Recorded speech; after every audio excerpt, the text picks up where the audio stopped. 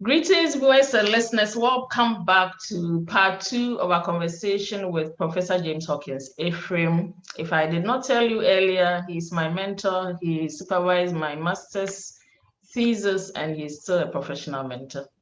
Welcome and stay tuned.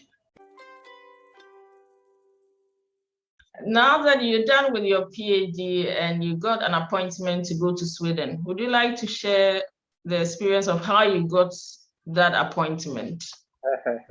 Well, we're working on safe disposal of nuclear waste, and we're looking at multimorolite, ion exchange resins and other things that I use to clean up. Going back to the same thing that I had in mind to do, clean up solutions with radioisotopes and whatnot. And Sweden was also preparing a program for the ultimate disposal of nuclear waste. So in actual fact, we were working together with them. Some publications of ours were with them already. So when I was about to finish, the proposal was made that, well, this is the guy who's been doing a lot of work together. He could be actually postdoc position there. But then no, it was converted to a visiting lecturer, a visiting professor. So Marinsky, again, I told you about the recommendations that he wrote. At that time, we were published about 4 or 5 papers together already, and was making a lot of routes. It was frontier in the literature, so everybody knew about it. So they were happy to engage me as a visiting professor. Marinsky wrote, so I went to Sweden as a visiting professor at the invitation of the government. Swedish government to come and do this for them, because nuclear waste disposal. We're part of the pioneering people in that field. Yes, the ultimate disposal, and then the SKB, the Swedish Kärnbränsle Bolaget was the one handling that, and we had very good relationships with them. Fred Carlson was the secretary at that time, and Professor Ingmar Grente, Professor Mahmoud, so we were working together. So they were eager to get me to come and be part of their team. Okay. What levels were you teaching since you were engaged as a visiting professor? Were you teaching undergraduate? It was only at the graduate level. It was postgraduate. Actually, we're training PhD. Because I presume you have to be proficient in Swedish to be able to teach undergraduates at the time. Swedish people actually start English in their schools at level 3, class 3. But I know the undergrad, they will prefer to use their language. The postgraduate that they allow is mostly English. Yeah. Prof, did you have to learn Swedish since you were there for 2 years? Ja, jag lärde mig hur man kan prata svenska. Oh, you still remember? Of course, you are raising children there, so that also forces you to learn. No, the first why you're Yes. All right, that's nice. That's really nice. Do you still speak with the friends you made in Sweden? Yes, we have contacts with some of them. But you hardly travel these days. No, I have become a domicile Ghanaian. Is there anything about Sweden you would like to share? A decade is long. Any milestones, any experiences you like to share about your stay in Sweden, professionally, socially, personally? The Swedish people, professionally, they will allow you all the opportunities. In fact, they don't discriminate with opportunities for outsiders. You get all the privileges and whatnot, except that assessment and whatnot, that one, you have to do double. You have to do double what the local or indigenous will get. As for that, it's a fact. And it appears, maybe it is natural, I don't know. I think it's everywhere. Yes. It's an unconscious bias. It's not intentional, but it just happens because the person looks like you, and it's yeah, yes, has been here all the time. Yeah, it's human, if you can say, but times it gets overboard. And when it gets overboard and it spoils things, and then it becomes obnoxious. But on the general, they were good people. Society is a good one. And I don't have any, as I said, I don't have any qualms. Enjoyed your stay. Yes. And you came back after 10 years. Was it the end of your contract, or you you felt like going back home? You needed to go home? No, actually, it was both. I was incumbering a position. I became a docent there, and I was incumbering a position that were going to be made permanent. And then, of course, it's typical Swedish, they had to apply, they had to advertise. So advertise. And some Swedish guy applied, and they bypassed me and gave it to him. But just like naturally, just like it what has happened, to go to a native first before then it goes to the unwritten rule. just like what happened at Cape Coast University. The same thing That happened. one cannot be explained because you were all graduates of the university. I think you had almost the same background. So that one is difficult the to incident explain. that happened, just like the incident happened, I had already prepared myself for.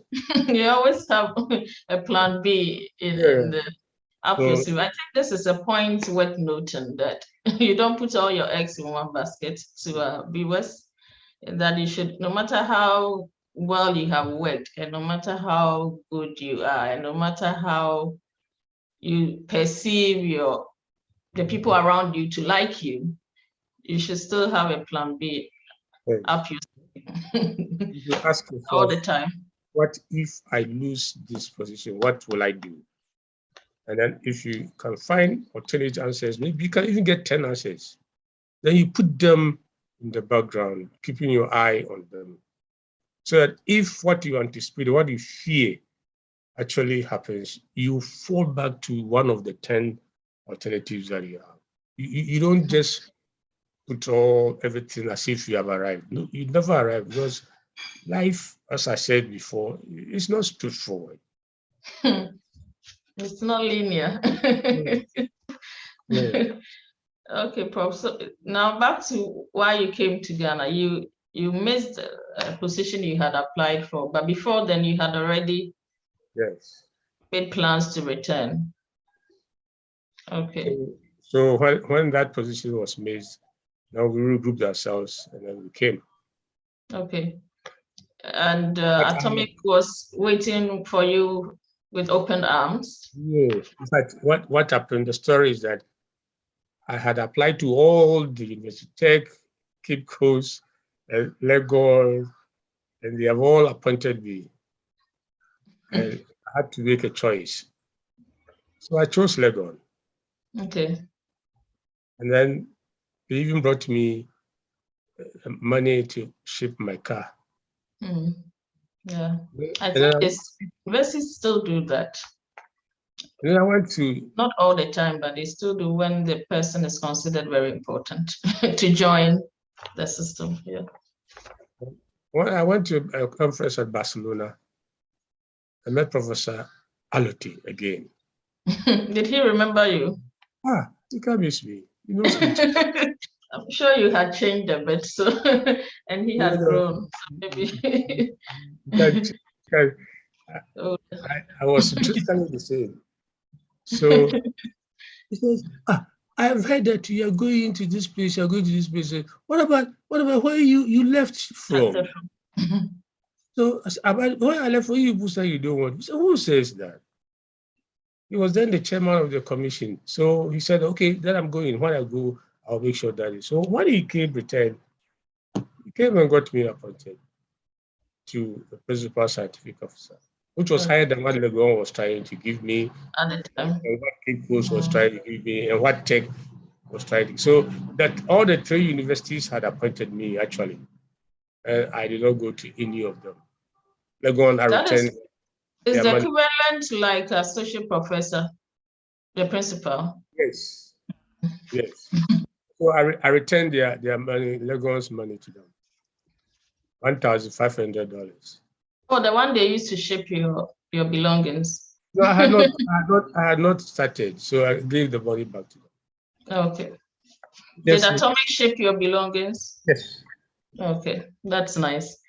Yeah, They that system used to be very nice. I think they are still in our books, just that it's based on availability of funds. All right, so back to Atomic Energy as Principal Scientific Officer. How was the experience? Any leadership position? Any People didn't want to. achievements? There were some people who were actually opposed to my coming because, I told you, Prof. Salote came and then And stirred up the system a bit. he did. And so they were not happy. So I met with a lot of resistance. But I selflessly worked. Atomic Energy Commission, I put myself on the ground, even though I came to meet a very terrible situation. That's why I was saying before, the office that I came to meet was terrible. People it was a very terrible situation. Are you holding a position right on your return, like head of department or something, or you did the title come with an office, a position? No, when I came, I was the highest scientific officer in my department, but there was somebody else who was the head, Shekuma, Okay. who was far below me. Okay. And so I was the head, but I was not the head, but I was the academic head. Okay. Academic head. Okay. Later on, I became the head. I think after his term, and then they just made me the head. Okay. So back to the challenges you faced. Well, we were determined to transform the chemistry department. But there were no funds as usual. We were in the lab so much away from everybody else. At that time, as I said, that building, the chemistry building, was the first building that Atomic Energy Commission started with. So it was older, and termites. In fact, there was nothing there. And so it was very difficult to get anything done.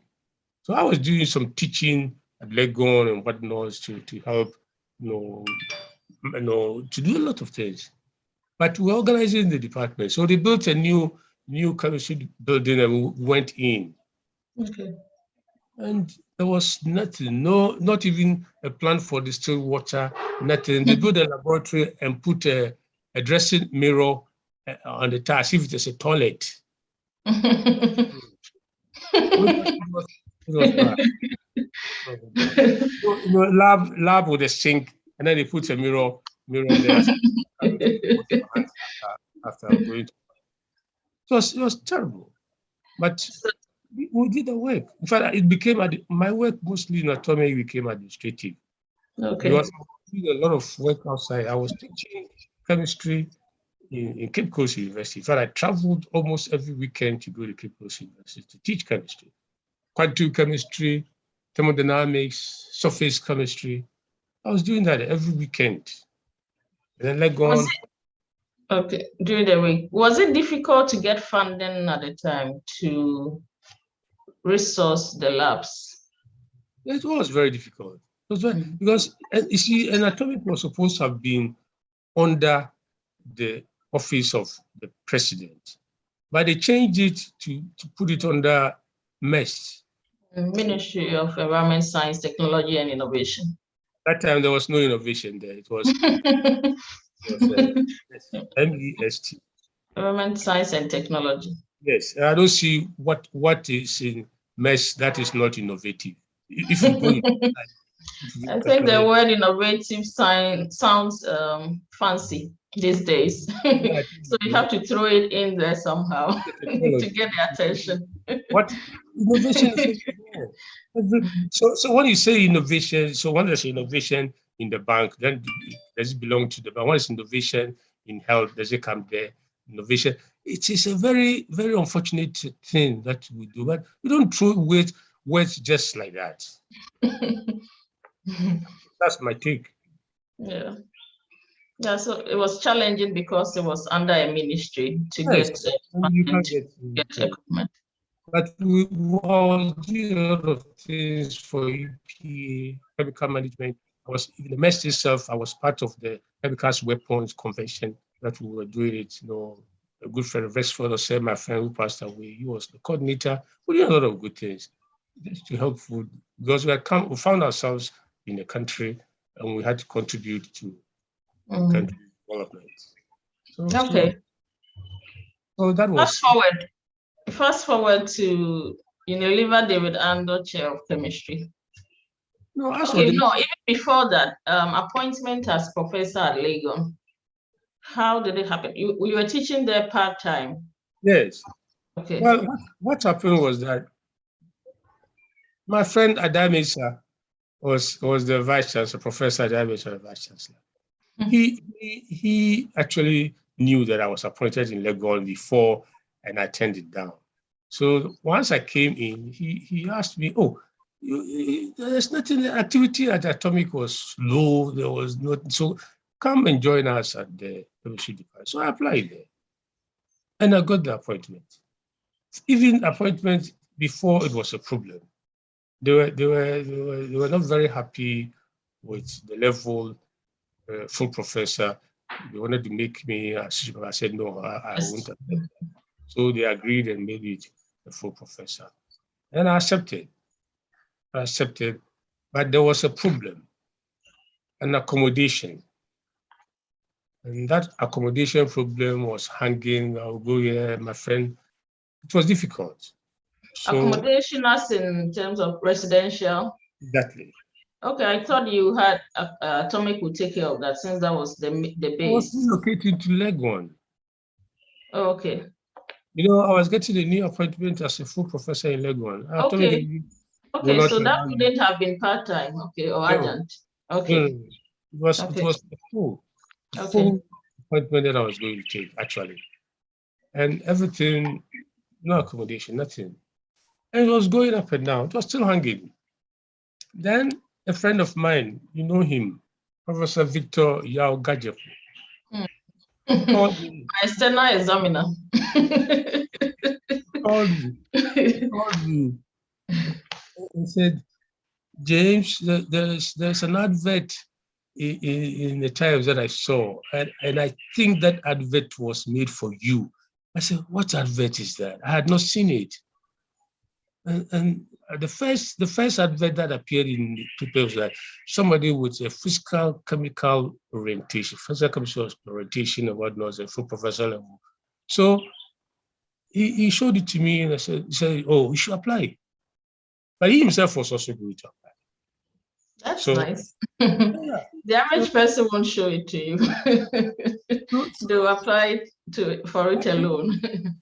We're friends. So yes, he's also going to apply. And then if he gets it, I've got it. If I get it, he has gotten it. Yeah. So there were three of us who were friends. Myself, Victor Gajepo, and Tony Adiman. So all three of us for that position.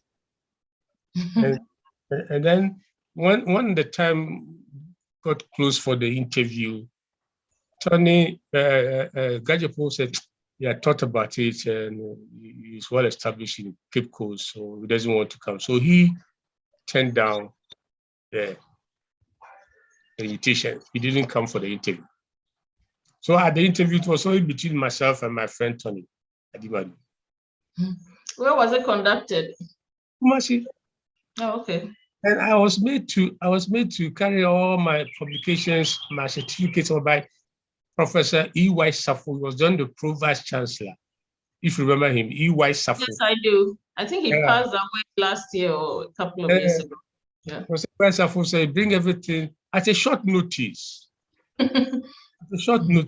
So I carried everything, and in fact, I went to sleep in my friend's home, Tony Adimadu's home. So the two of us slept in the same place and walked together. But he is A, so Adimadu was interviewed first. Okay. I'm Ephraim, so mine was E. So he came first, and I followed. So after the interview, you left the scene and went back to Accra? Or did you get a response before you left Kumasi? I just stepped out of the door and I was contacted. On the phone? Yes. Okay. Yes, KIM, he was the chair. He contacted me. He said that we are thinking of giving you this position. Please accept it for us. I said, I can't do that. That's nice. No, I can't do that. She says, why? But I haven't talked to my wife about it. But you should have told her before attending the interview. Oh, yeah, but what I said is that we're not going to get this. We're not going to get this. It was not automatic. Now you are going to yeah, especially the reporting date and the rest. Yeah. So I'm not making a decision until I go and I said, what? I said, yes. This is what is to be done. So it was another issue. They couldn't believe it. No. I mean, you needed to have a family meeting first before accepting. Yeah, but this is also something worth noting. I think we take a lot of things for granted. That if you have a nuclear family, then they matter every step of the way. So any major decision will have to go back to the family. At least for them to get used to the idea, not like they're going to stop you, but for them to get used to the idea that we may be moving to a different place. And I think the average person takes it for granted. So they like, we bring you an offer. Why don't you take it? Why don't you say yes? Yeah. You could be surprised. So they can actually tell you other alternatives, and then you see that maybe after all it is not wise to do it. So you throw it at them and listen to input. It's important. That's how decisions are taken. Well noted. So, Prof, please, how long did it take? How many days, weeks did you use to come to a final decision? I think after a week or half a week, so it was. And they were reporting immediately? Well, there was somebody was coming from Netherlands to upgrade the thing. So there was a time that must be ready for thing and blah blah. So it was done. It was done to make up for the time. Because the key thing was that they had on 2 occasions tried to fill that position. It has not been done. And they didn't want to lose that opportunity. So that's why JSKIM called me and thought that it was important that I accepted that for them, for the institution and also. And so that is it. So between the time of interview and then your assumption of duty was months, let's say 1 month? Yeah, assumption was actually 1st October. Okay. 1st October. The interview was somewhere in May or something. So you had ample time to prepare. Yes. Okay. To also seek permission from what do you call it? Atomic Energy Commission. Yeah. Okay. So that I did what you call leave of absence. Okay. All right. So, Prof, now you are in Kumasi at across the road. Across the 10. KNUST, life in KNUST, first as the chair, and then you transition to a full professor, full-time faculty member. KNUST was loaded with a lot of potential, but it was stunted. The chemistry department was so dangerously stunted. And my luck is that there was somebody that I knew before. Okay, in fact, I can say 2 of them. One was Tony, and then Evans Sadai. I knew, and his thinking was good. He was not boxed in, and that is normally the kind of thinking you will get from people who are trained in America. I always said this, and I got a lot of problems. People trained in America think differently from those trained in Britain. Then I'll be in trouble. That is the truth. The truth. You are frank, problem-solving oriented, and straight to the point. No extra advantage. That you are not scheming to get something for yourself, but to get the problem solved. And allow the chips to fall where they will fall. But if you already in the problem solving, you're thinking of how would I gain from this, then it is not for the collective good. Collective good has replaced the common good. But we used to call it common good, but now people are saying collective good. Good for everybody. Yeah. And that is how problems must be solved. The reason why you solve a problem is for the common good, collective good. And if you don't want to do that, you only want to be the beneficiary of the problem that you solve, you are the only one, then it is evil, if you ask me.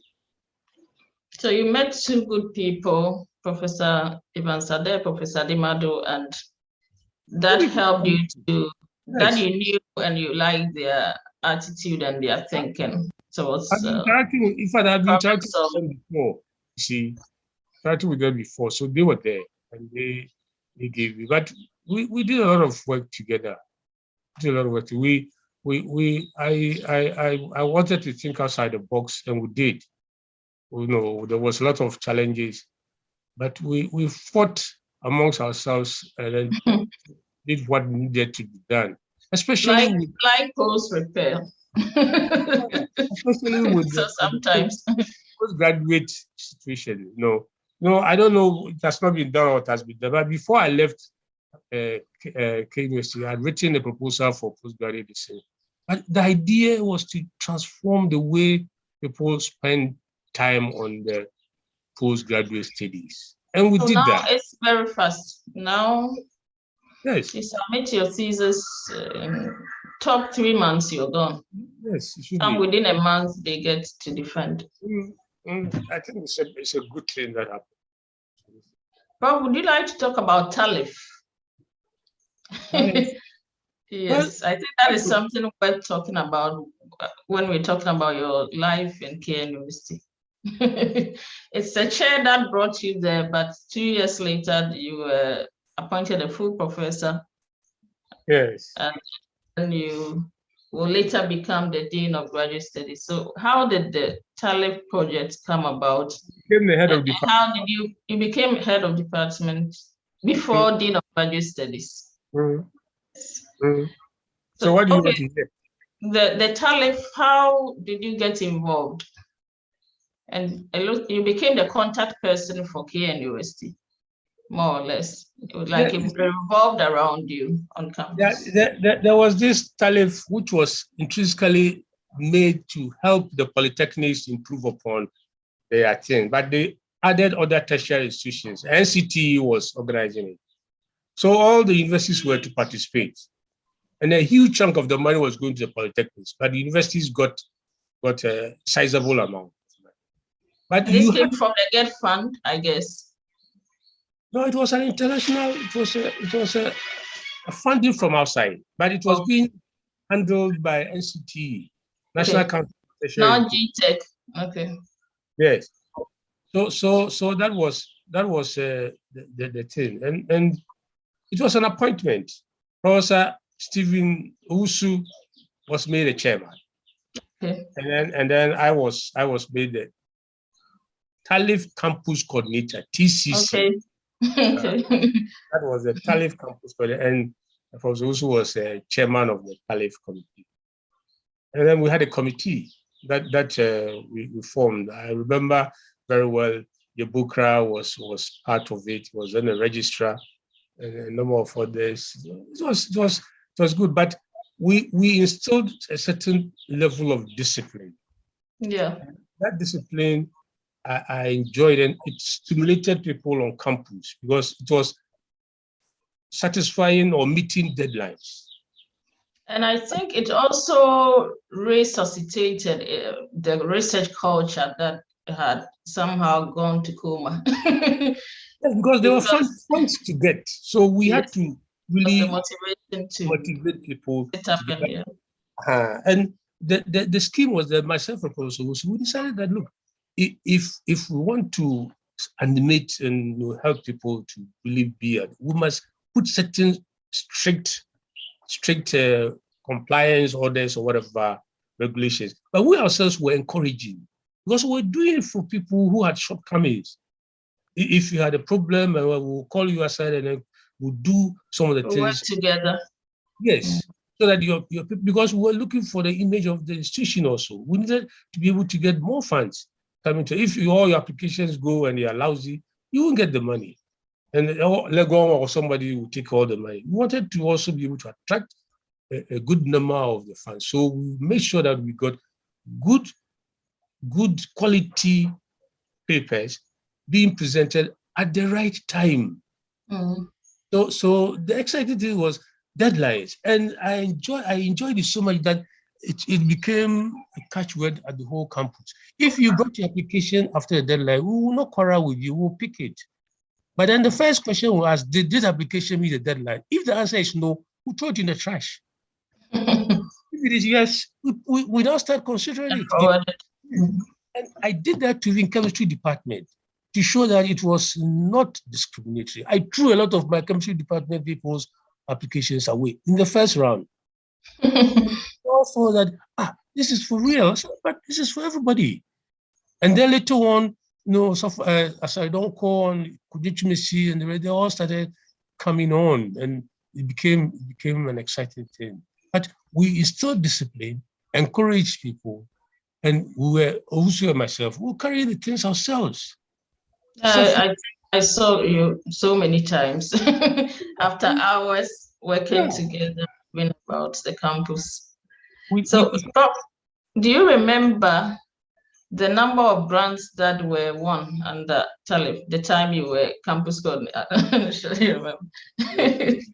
No, I have, the thing was that despite everything, I was very parochial in my thinking. I wanted to make sure that science faculty, College of Science also got something. So despite everything, I will encourage the College of Science to do a good job so that your paper itself will speak. See, when you put your application down, nobody will refuse you because it has been well written. That was the key. And so science did well. And I was only interested in that.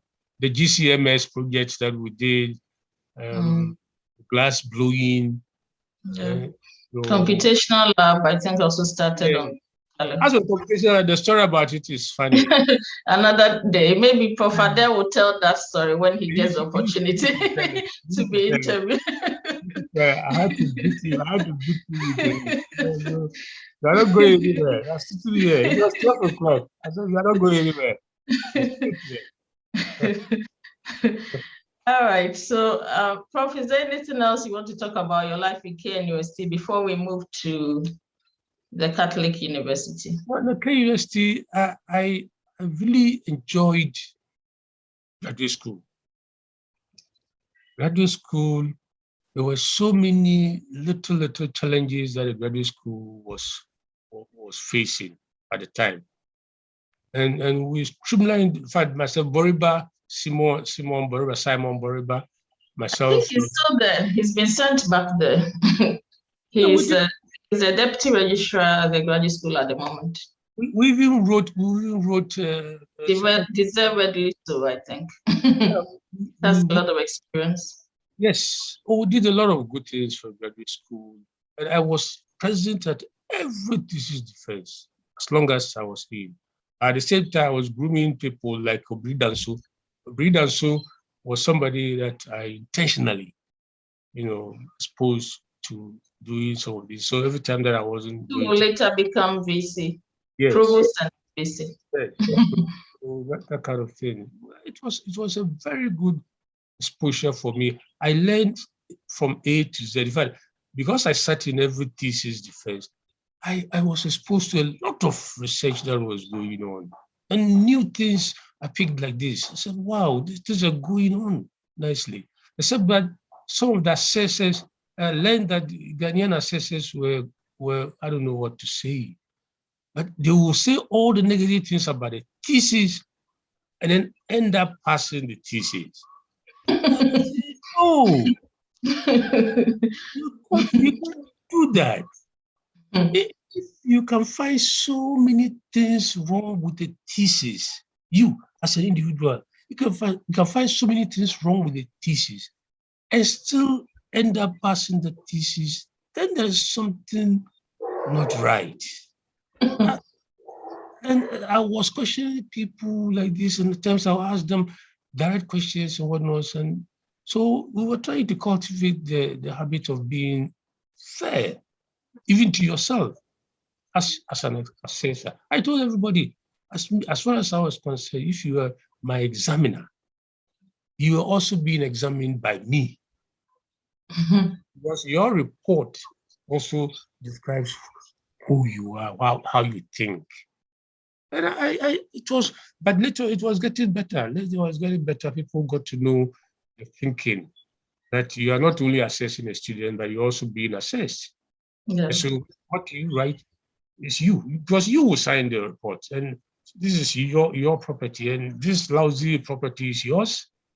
And you call yourself a PhD holder or professor. There was somebody who was going to mark a master's thesis for me. And then when he came, he says he recommended the person for a PhD. Then, yes, and then I sent it back to them. I said, on what basis you should advise the graduate school on what basis that the person should be given. This is my good friend, though. When he got my letter, he says, only James will do this. Only James will find this. They need to justify so that you can put it on file. He was cutting and copying and pasting, and then he was like, he cut and pasted an old thesis somewhere where it was supposed to be a PhD. And he didn't modify, he didn't edit the PhD to master. So he brought it as such. So he called me and apologized and brought it power. But I had fun just doing what needed to be done. And the key thing was that all the backlog of graduates were to be pushed and graduated or whatever. And one striking thing that I remember very well is that Azuma, who became the registrar somewhere, was a very serious conflict the School of Graduate Studies made. And we had to correct it. We corrected it for the better. Okay. I always remember that one, because your actions must actually bring good tidings to people who have been unfairly treated. If you can do that, then you are doing well. Otherwise, you're like any other person. All right. Thank you, Prof. So how did you end up as first Vice Chancellor of the Catholic University? Well, I was doing a graduate studies somewhere in the School of Art, some philosophical something. And Emeritus Bishop Sapon came as an external examiner. Said, why we don't go for you? You know him. I was told to send my CV to him. So I did. Was he the lead of the search party? There was no search party. They were doing headhunt. Now they were serious because they had tried somewhere, this man who used to be at Tech, he passed away even on a plane somewhere going. The one whose son had a problem. Very good Catholic. Vice Chancellor of Legon, Asunsochiri. Okay. He was in contention, whatnot. So, well, they said I should send my CV to Kwame Donkofoju. So I sent. And I was there. He calls me, James, where have you been all this time when we are looking for somebody to be the Vice Chancellor of Catholic? Where have you been? He read my CV, and apparently he was impressed with it. So he was wondering, where was this guy all this time? We haven't found, where were you? You know the answer I gave him? I said, I was in the kitchen washing plates. Keeping myself busy, dirtying my hands. How could you see me? I was not at the dinner eating with grown-ups. I was in the kitchen washing plates. You were preparing. Or being prepared. Put myself ready for whatever needs to be done. But you must learn how to do things yourself. Because if you don't know how to do things yourself when you get up there, you will see people doing things wrongly. Because you yourself don't know how to do it. So you must know how to do some things. So that when you give it to someone to do it and he's doing it wrongly or badly, you can just show them. yes. No. Then if you say, oh, okay, so come here, then you show the person how to go get it done. So that's the thing. I said, I was washing plates in the kitchen. So you are too modest. I said, no, that's who I am. Because what he saw on my CV, he thought I would come out on pause, this and this. So he said, I told them, I give them one condition. You think if you want me to be the vice chancellor, I want you to interview me so that you will satisfy yourself that you got the right person. You have heard, because when I become vice chancellor, I will interview people before I engage them. But if I was not interviewed before I engage, then I don't have any justification for interview. So you interview me, and I come to a conclusion that this is the person. So I subjected myself to an interview, Christian Village. 5 hours. I was Wow. I was great. But you see, I'd had an experience with the vice chancellor position that I wanted to have at K University. At K University. I had fun there. There I told that the SK Japan that look, me this job, whether you give it to me or not, I don't care because I enjoy what I do. They were surprised. I said, yeah, I enjoy what I do. So whether you give it to me or not, I don't care. So are you here? Well, I applied and you called me. So they interviewed me. Three people. Bishop Paul Bemini. Okay. Bishop Matthew Jemfi, Siani, and Sir Kentinka. For you. So they more than 5 hours. Wow. Then there was more of a conversation, I guess. Well, they wanted to know everything about me. Mm-hmm. And then it ended up, so how much salary do you want? I said, well, what salary? I told them a story, and come for you also said it. I said, look, do you know that I left Sweden to come to Ghana to take 1/10 of my salary?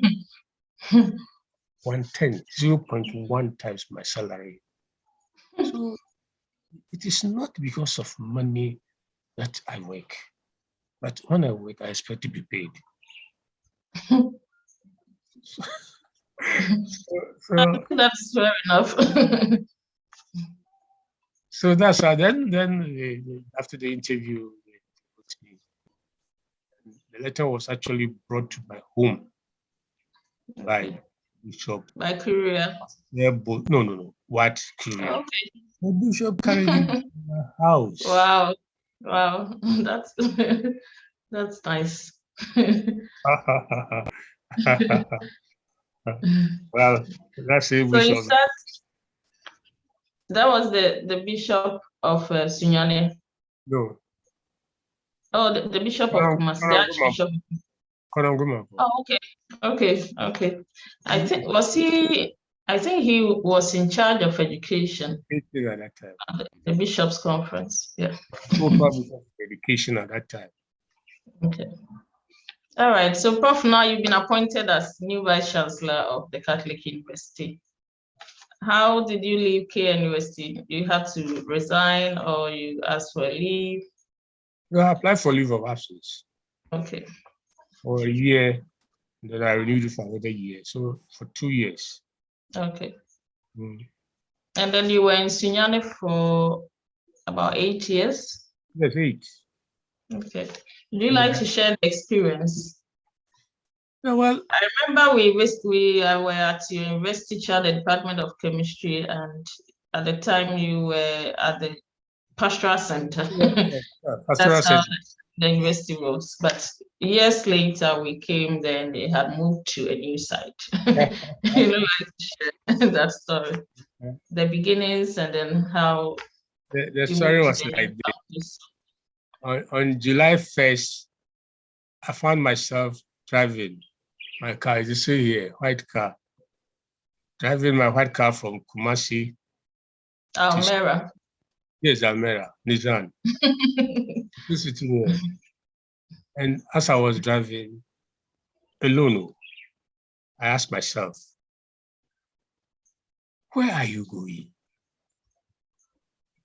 Where exactly are you going? You come from the coast. You have seen this waves, going down the sand. And you are driving this thick forest. Where are you going? I was alone. And it was, wow, this is something. It was very, very deep thought. I said, what is this? This cool. The salary, when I saw the salary that they were giving me to a friend of mine, he says, why are you taking this salary? Why? I said, well, all the Catholics in Ghana, I was the only one they approached. He said, not more than the money they'll pay me. But when we go, we're going to transform the place. So the salary will be better. But I was thinking, why are you going? When I went to the place. The people who were supposed to meet you were standing somewhere else, and I've missed them, gone to the campus, the pastoral center, and there was nobody there. That's my first experience. When they later on found the thing, they took me into somebody's home. Monsignor Abet Courier. He recently died last year or so. Recently, the former registrar.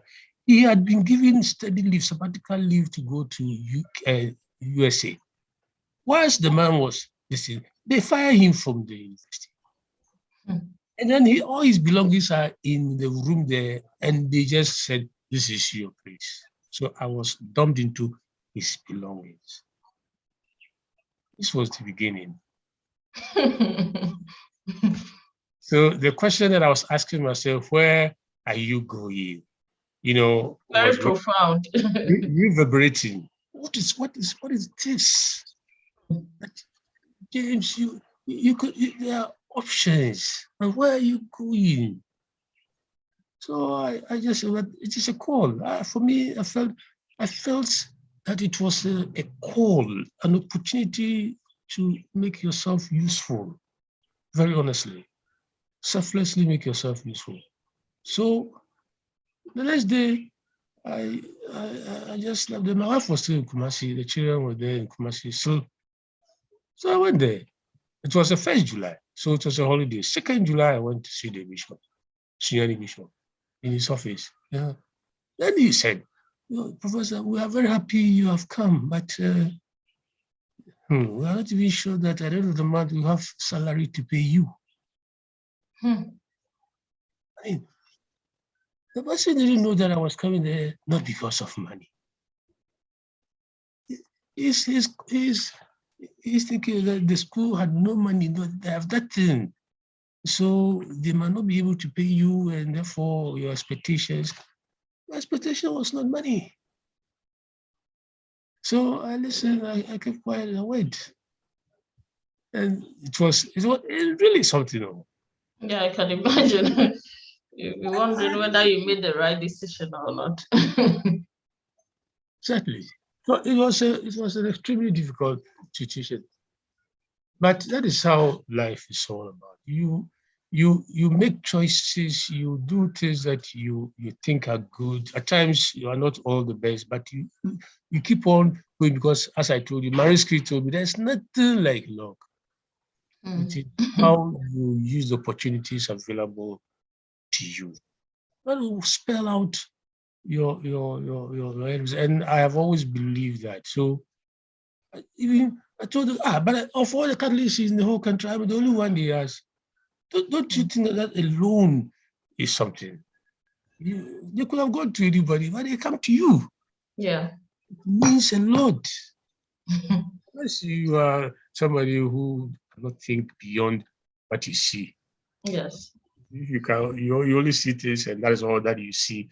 Then you think, but the salary is smaller, but there's no house. But these they are not the real meaning of life. You see. Yeah.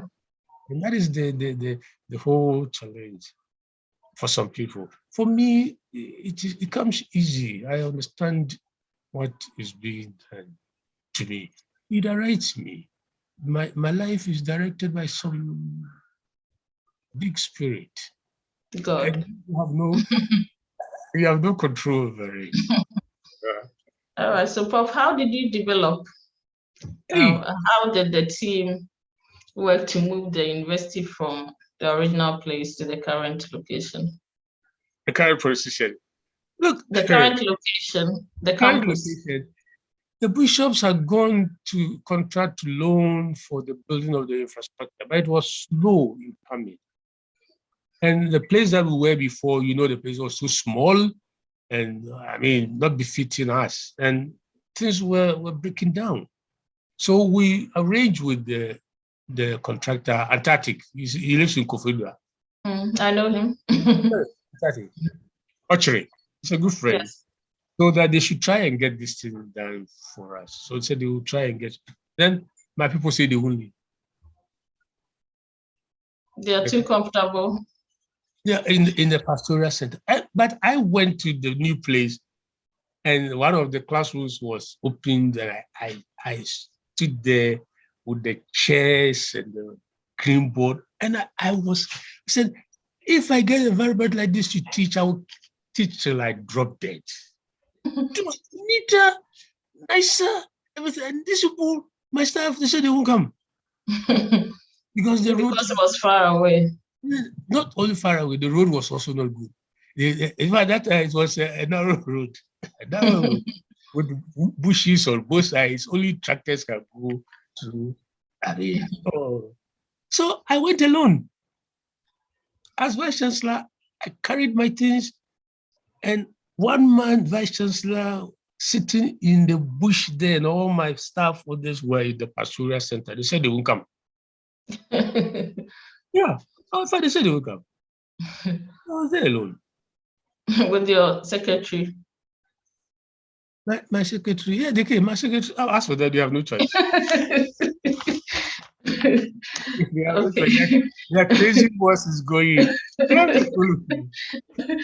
So,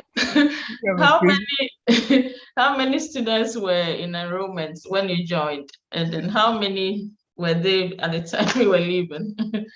When I joined, the student population was, I think, 370 or something.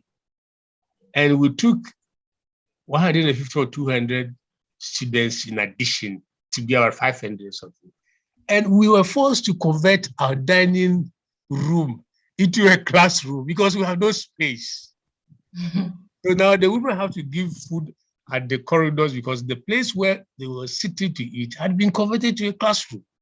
This was how terrible it was. And yet people didn't want to leave the place. So for me, I had nothing else to think about but leave, because I told them when we leave, those who were to do things for us will feel guilty and they will rush to do those things for us. But if we don't leave, they also not do the things that they are supposed to be done. Electricity was not there, nothing. I had to make Antarctic turn on his generator. You were still on site. The building has not been finished, but they only prepared a few places for us to use. And I said, we are going. Because I had promised the students that this was what we were going to do. And I was not going to break my promise. So 8 years later, how many? 8 years later, how many were? Students from about 450. Oh, we're 5,500. We grew the school up. We had 20 people doing their PhDs at that time. The idea was that they were going to come to beef up our staff so that charter will be easily attained. They all went, Spain, South Africa. Oh, it was fantastic. A very huge transformation. Oh yeah, but it was collective. You see, I didn't do of course. Emulate them. Everybody was hands-on. A friend of mine came to visit me on my congregation day at Catholic University. He sat at the side and looked at what was happening at the congregation floor. And then after the congregation, he asked me, what have you done here? He calls me, what have you done here? I said, what have I done? I was sitting here and I saw that everybody's hands were on deck. Everybody was helping. And I said, oh, you don't know, we fight. That's how we get So we fight. So everybody has an input in what is being done, and they all make sure that it will be done. Yes, they play their role. Yeah, everybody. And it was so captivating. Look, I got loans for workers. They bought land. Those who had land already used it to marry second wives. Buy cars, I guess. What else should I say? No, but we went to the banks and got support for staff. I didn't take a peso. Everybody knows I'm not taking a loan for people to say, he's going to collect a loan for himself. No. No, it was phenomenal. And up to now, like yesterday, somebody called me, a staff who was quote unquote antagonistic. Yesterday, she called me and asking me how I am. So by God's grace, I am fine. I'm doing well. All right. Prof, is there anything else you like to Catholic University story before we move to Indum School of Business and Technology? Then we wrap up. Catholic University story. I saw that we worked hard. We got the buildings done not through our own money, but to take a lot of loans. Because the bishops are really started. The Cardinal Texan, G.H. Mesa was involved. They all helped the Catholic Church to get loans for these things to be done. And before we left, we had done the quadrangle, and there was nothing on campus that actually showed that it was a Catholic institution. So I have a sculptor in Accra here. I got him to come and make a crucifix for us to put at the center of our quadrangle. I said, anybody who comes here must see a symbol that shows that this is a Catholic university. And I pleaded with the bishop and the priests who were on staff to at least wear their cassock or whatever when they are teaching. And some of them, they told me they were sweating it, so they would, but they did. And some of them even said they should wear their collar, and some did. We were trying to give a picture. Identity. Yes. So when you come there, you don't need anybody to tell you where you are. You are on Catholic University soils. And we did that. We gave an impression of what a Catholic university can. We got 6.45 square miles of land. So we could develop to whatever we want. If only we knew what we want and we had a funding, the goodwill of the people, the place could be transformed into something phenomenal. Yeah.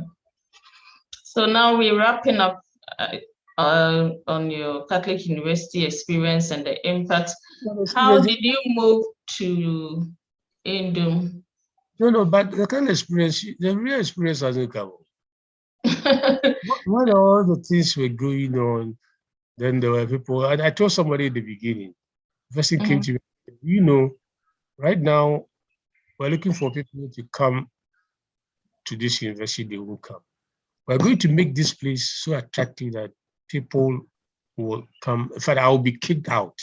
I prophesied that. And it happened. People, all of a sudden now, they thought I didn't want to leave the place. It became a big issue, but I left at the right time. So, and that's what I'm thankful for. I left after what I had to do had been done.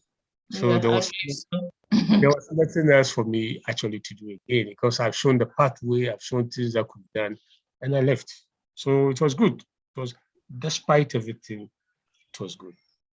So you left straight to join Dr. Indum's institution, or you had a break? I didn't leave straight, but I was coming to rest at my home and then think of something else. Then somebody called me and said, Dr. Indum is starting a school. He needs somebody. So he's recommending me. So I should send my CV. At that time, I had gotten 3 appointments at 3 different universities to be president. UCOMS, Data Link, and some other place. They all want me to come and help them because they know I have experience with tertiary education. So they all pending. Now appointments all sitting on my table, trying to make a decision. Which one should you take? As usual, as I told you, I always plan multiple plans. And then you choose. So when the person came, Kusindum, Kusindum, the university is in the village where my mother is. It would be an opportunity for me to do something for my people. So I accepted his offer. And it was good. The only thing is that he doesn't understand tertiary education. And he's the owner. He thinks he knows everything. So that was where the challenge was. How long was the stay? Oh, I stayed only 2 years. Okay, after you succeeded in getting the institution, the accreditation it needed. Yes, in fact, 2 years, and it was only, I was able to get all the accreditation because I knew everybody in the accreditation. I was a member of the accreditation board. You needed what needed to be done, how to prepare the documents, the right to put in place and all that. Yeah. Exactly. So when they come to visit, everything is in place. If they are going overboard, then I also stretch them. There was somebody who was saying, I didn't say, I said, hey, everything is there. What you're asking is an overkill. And the person said, what do I mean by that? I said, yes, you're asking for too much. It is not the most important thing. And that's what I mean by overkill. If you don't understand overkill, you're not qualified to even assess our program. The person said, okay. Again, he went to accreditation board and said, the man says that I don't really say, the person came, so just say, okay, yes, I go ahead, then it was granted. We got that accreditation for him. The affiliation came post university vice chancellor. He was a student of mine. So we were doing all these things, we did affiliation. He was traveling to some place, Japan or something. We called him to his office, brought the registrar and said, this must be done because we also have to do it. There we formed the ceremony and we just did. You only do it for somebody who he knows. Knowing that you have done a good job. You have done all the requirements before you submit your papers. Yeah, so that he is not in trouble when he approves it. Okay. So is there any event in your life, Prof, that you consider your happiest or a day? Every day is a happy day for me. There isn't any one or a few that you really remember and you're happy, extra happy? No, in fact, the thing that actually, if you want to know, which I can share with you, on Kusiandam made me the chairman of UMAT. That time UMAT was under University School of Mines. And I was the chairman with James Kwashisam and Professor Newton Abbey, who was then there. We were trying to assess School of Mines, whether it's ready for university or whatnot. So I went to Takwa, I went there, very hardworking. We did a lot of work. And then Good Friday, we went to church on Good Friday. And I remember John Opukwa Jiman, after Good Friday service, said, well, our Savior is hanging on Calvary. So we should all walk home quietly. We shouldn't make noise.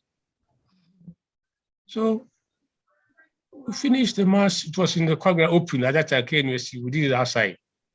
I was going, and then Yabokra comes inside and said, hey, Kobe, didn't you hear what John said? We're supposed to keep quiet and then visit our Savior on Calvary. Keep quiet and go home. So our uncle. I said, no, just. So quietly I went. It was a Friday. That evening, Monday, 10th April 2004, I was dead. And Evans and the wife and my children, my son drove me. I came back to life. You collapsed at home. At home. I didn't collapse. I didn't know I actually died. Is that what the doctors said? I Is that what they say? I don't know. You don't know what was. Or you went to heaven? Because you know what was happening to me. I don't. And then I came back, and I think that was the beginning of all the good things that has happened. Did it change your perception about life? It changed everything, because even now as I talk to you, I find it as a jala, as an extra. It was the near-death experience. Yeah, because what I saw was wonderful. I didn't want to come back. Beautiful. But I had to come back to this dirty earth again. You had work to do. Your work was not finished. Yeah, and actually, from that time on, I was telling a friend of mine, from that time on, actually, everything that held became good. Because that was when then the Talif came. I went to became a grad, because I was then the head of department chemistry. And then Talif, graduate school, Catholic University in Doom. Now I'm just enjoying the rest of the world. The Jala that I got, it's a beautiful Jala. So how is life after retirement? I'm enjoying myself, staying away from trouble. But there is something, I don't want to feel too much there, but there's an inner satisfaction. Yesterday, I met a retiree who did 6 years contract, and he said he didn't know staying home was that good. He wouldn't have done the extra contract.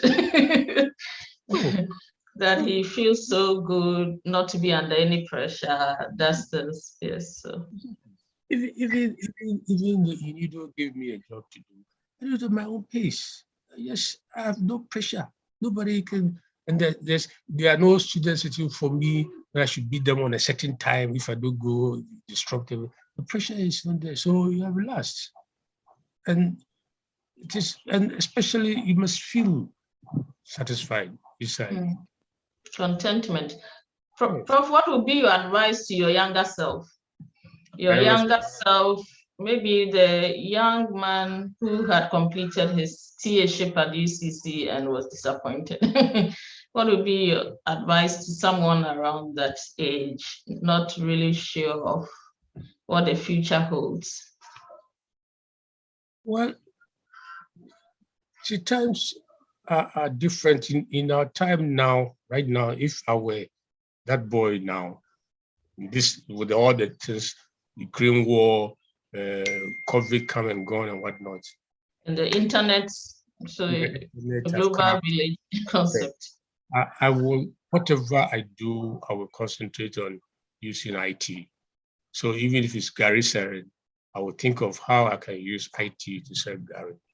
If even the farming that I'm doing here, you have to look at how you can use IT to improve upon it. But the key thing is that we don't have ownership of this IT. A lot of the things are being done by somebody for our consumption.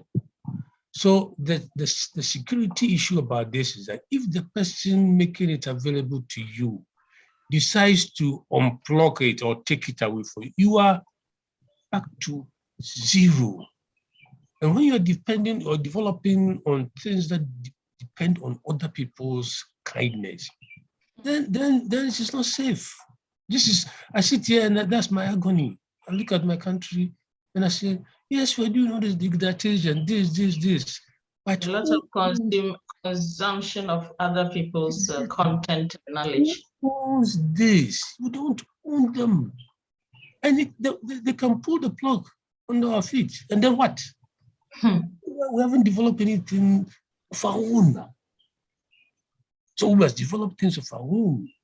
So that young man, I will tell him, you could start indigenous, intrinsic, something basic that can, if he's falling, he can, when he reaches there, he will go on there again, he's flat and I can come up again. That's what must be done. And our education, we must start doing those things to our children, learning to solve the problems of their own, for their own survival. and then give some to other people if they have surplus. Don't always take from people. This is all my problem. Will this be your parting words as well? Because I think it's spot on. I really think that is current thing that all the young, if I were in my that young age, I would do now. This is what I would do. All right, Prof. Yeah. So with all your accomplishments, your busy life, do you have any hobbies? Yes. Especially, did you have hobbies along the way when you were busy? And now that you are retired and probably you are revisited some of the old hobbies you abandoned. When I was in Sweden, thanks to one Brian Edgar, an Irish friend that I have.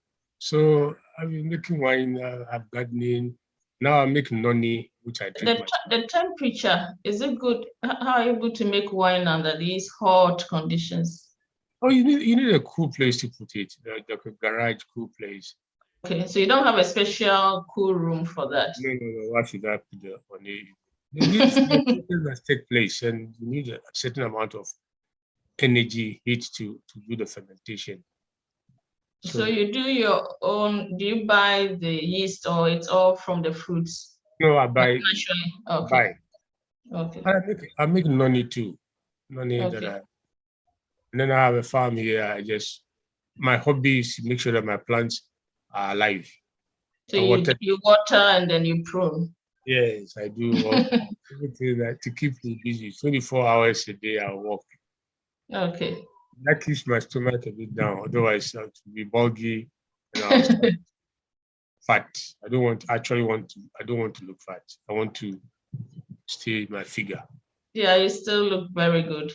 Thank you very much, Prof, for such a wonderful conversation. It's been a delight catching up and having you on my show. And I hope we can do this maybe when your book is done and you're about to launch it. A lot more I say in the book. A lot more I say in the book. There are so many things actually here at all. So I think what you've said is good enough for public consumption. The rest will be in the book, which will come soon. So be looking out for Professor Ephraim's memoir on his life. Yes, viewers and listeners, I hope you have had a wonderful time. It's been Professor Ephraim, my mentor and former Vice Chancellor of the Catholic University. Thank you for watching. See you next time.